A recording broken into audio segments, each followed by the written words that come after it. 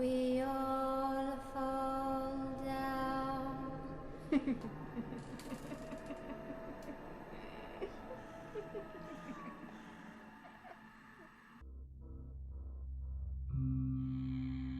C'est seulement maintenant que je remarque que ce coin est si beau. C'est toujours dans ces moments un peu différents de la vie, lorsqu'on n'est pas accroché à son train-train quotidien, métro, boulot, dodo. Eh bien c'est à ces rares moments qu'on arrive à décrocher les yeux, à regarder ailleurs. Avouez-le vous aussi. Est-ce que vous lisez encore les panneaux sur la route? Est-ce que vous faites encore attention à la maison du voisin? Est-ce que vous jetez encore un petit coup d'œil sur toutes les petites décorations qu'ils mettent partout dans la ville? Non, bien sûr que non. Pourquoi? Eh bien, l'habitude. L'habitude, c'est tout. Et vous voyez ce train-train quotidien? Eh bien, j'étais persuadé que c'est lui qui aurait ma mort. À force de se lancer dans cette routine, de toujours faire les mêmes choses, sans y réfléchir, sans y porter attention, ni quoi que ce soit d'autre. Eh bien, j'ai bien cru que ça allait me rendre fou, que j'allais finir en hôpital psychiatrique et qu'on allait devoir mettre fin à mes jours. Mais non, ce n'est même pas ça. C'est même tout le contraire. J'ai simplement voulu me changer les idées, me dépaysager, faire attention à ce que j'allais.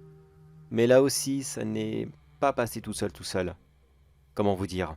J'ai beaucoup voyagé dans ma vie. J'ai visité pas mal de grandes villes. New York, Tokyo, Séoul. Mais il y a toujours ce côté un peu... Comment dire? Un peu répétitif de la chose. Non pas que je ne profitais pas, loin de là. Oh, loin de là, ce sont des villes très très belles. Mais disons que l'appel du téléphone est toujours plus fort que tout. On s'ennuie un petit peu? Le téléphone. Il y a la Wi-Fi gratuite? Le téléphone. C'est un mauvais réflexe qu'on a pris, je trouve. Mais bon. Que voulez-vous? C'est le monde moderne qui veut ça. On n'y peut rien. Et qu'est-ce que ça a à voir avec ce qui m'arrive là tout de suite? Avec le fait que le décor soit si beau? Eh bien justement, c'est là le problème.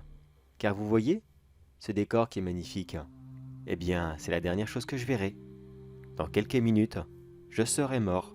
Et je ne peux absolument, mais vraiment, rien y faire. Comment j'arrive à bien le prendre comme ça? Que voulez-vous? Vaut mieux en rire qu'en pleurer, de toute façon. Je sais que ça va m'arriver. Même si ça arrive à tout le monde. On est tous pour mourir un jour. La seule différence avec moi, c'est que je sais plus ou moins quand et où.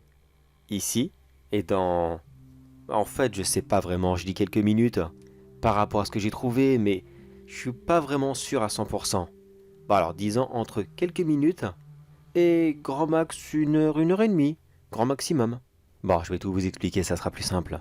Disons que j'ai voulu des vacances qui changeaient de mes habitudes.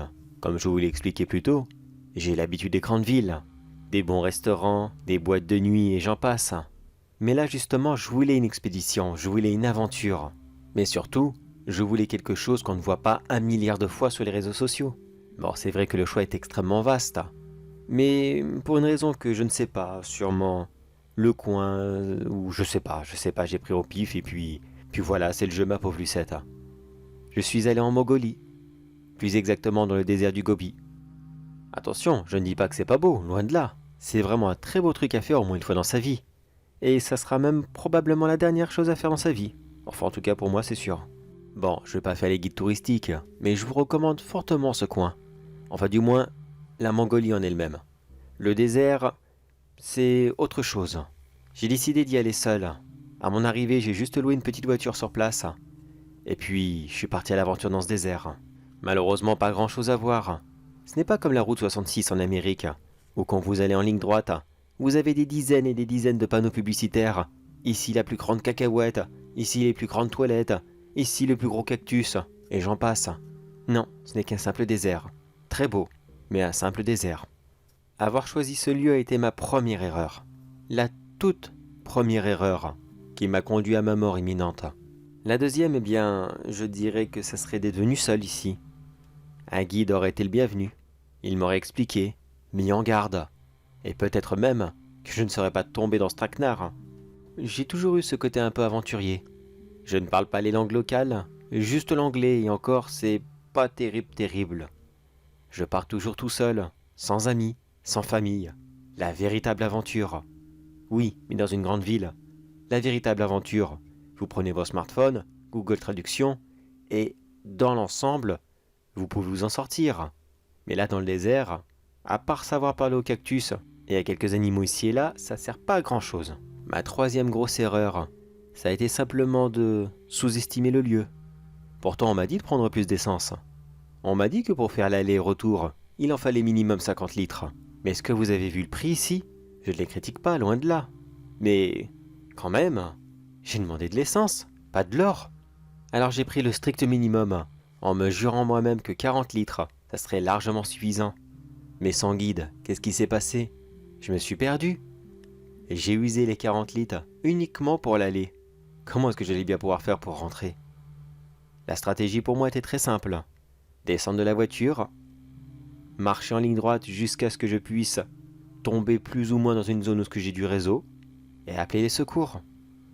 Et vous savez quoi? Eh bien, j'étais presque. Là tout de suite, je suis tombé sur la zone avec du réseau.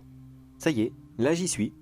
À votre avis, comment est-ce que je fais pour laisser ce message audio? Mais bref, je m'égare. Car il y avait une dernière erreur que j'ai fait. Une toute dernière. C'est que je ne voulais pas arriver dans le désert du Gobi avec une température insupportable. J'y suis donc allé durant la période des pluies, là où la température est plus douce, plus agréable, plus facile pour une petite traversée. Mais c'est très certainement à ce moment que le désert est le plus dangereux. Oh non, il ne se remplit pas d'eau à toute vitesse. Ce ne sont pas des crues éclairs ou quoi que ce soit d'autre dans le genre. Ce n'est pas l'eau en lui-même. C'est ce que l'eau réveille qui est très dangereux. Ça s'est passé il y a quoi? 1 heure à peine? Je crois que j'ai jamais eu aussi peur de toute ma vie. J'avançais simplement en ligne droite et j'avais encore le nez pris dans mon téléphone afin de voir si j'avais enfin du réseau. Et là, j'avoue que tout était allé très vite. Le sol sous mes pieds a commencé à trembler. On aurait dit comme un mini tremblement de terre, mais sans vraiment l'être, c'était plus quelque chose de ciblé. Déjà à ce moment, je me suis dit, oula, c'est pas normal ça. Il n'y a pas de tremblement de terre dans ce coin-là, ou du moins pas beaucoup. Puis le sol a commencé à se relever sur lui-même, comme une taupinière. Voilà, une grosse taupinière que vous auriez dans votre jardin. Et puis il en est sorti. Un ver, un immense ver, de couleur rouge, sans yeux, avec une très grosse bouche ronde, d'où en sortaient plusieurs dents.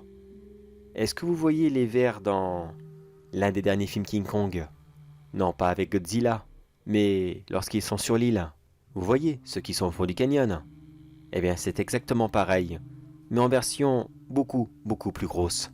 Cette créature m'a regardé sans yeux, ce qui paraît extrêmement bizarre dit comme ça, mais il n'a pas bougé pendant quelques instants.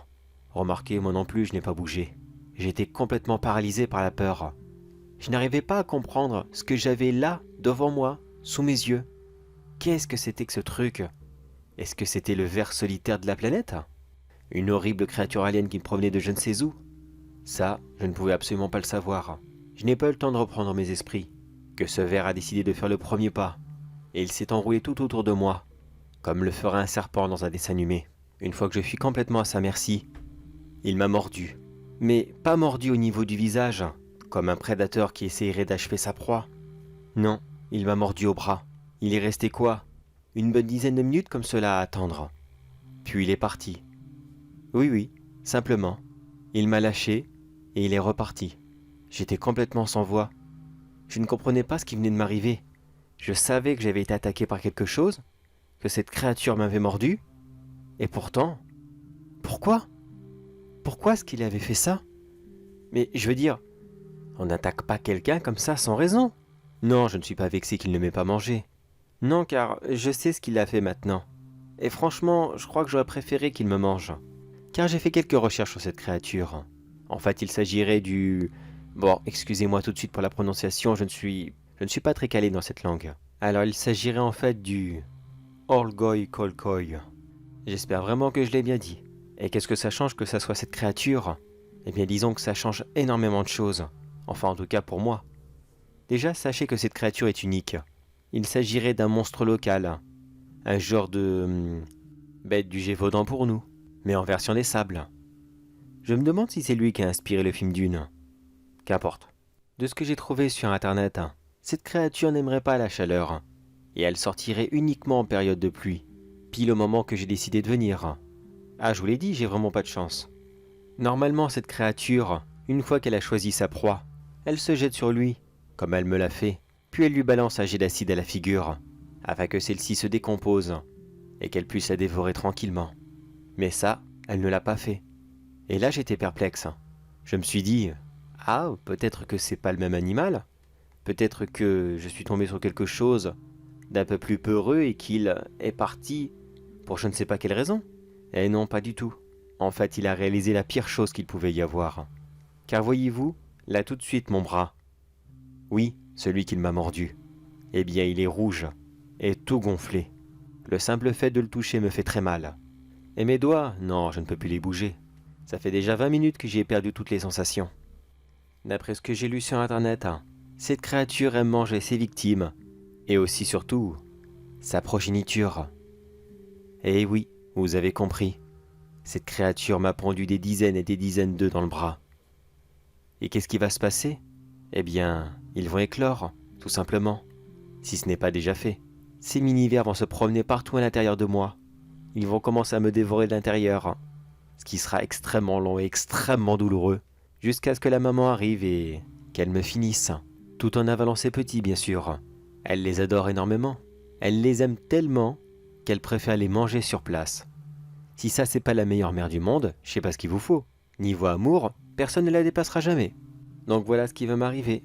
Voilà comment je vais mourir. Tous ces œufs vont éclore. Je serai extrêmement mal et sûrement très moche physiquement. Quand ils vont commencer à me dévorer, je pense que je vais gonfler de partout. Qu'ils vont circuler partout au-dessous de ma peau. Et qu'on va pouvoir les voir se promener. Comme on verrait des voitures de Formule 1 sur un circuit de course. Je vous laisse imaginer dans vos têtes. Et là, j'ai l'air extrêmement serein. Mais juste avant de commencer mon message audio, j'ai hurlé. Je me suis effondré. Et j'ai pleuré toutes les larmes de mon corps. Et je n'ai pas honte de le dire. J'ai réellement pleuré. Mais bon, il faut bien l'accepter. Je préfère essayer de partir serein et laisser un petit message derrière moi pour, peut-être, je dis bien peut-être, prévenir des gens et qu'ils ne fassent pas la même erreur que moi. Je ne vous dis pas de ne pas venir dans ce pays. Je vous dis juste de faire extrêmement attention. Prenez un guide avec vous, car comme dit l'expression, chacun son travail. Et s'ils sont là, c'est vraiment pas pour faire beau. Heureusement tout de même que j'ai trouvé ce tout petit coin où j'arrive à capter. Ah, c'est vraiment pas grand. 1 m², grand maximum. Oh, ça commence à piquer. Je pense que ça y est, ça se lance. Ah, mon bras. Oh, ça pique. Oh, ça démange. Ah, ça y est, je crois que ça y est, c'est parti. Bon, allez, je vais essayer d'abréger rapidement. Ça fait mal. Ça fait mal. Alors, petit conseil rapide. Faites attention à vous. Et si vous voyez un gros verre comme celui-ci, partez. Partez le plus vite possible. Ça fait trop mal.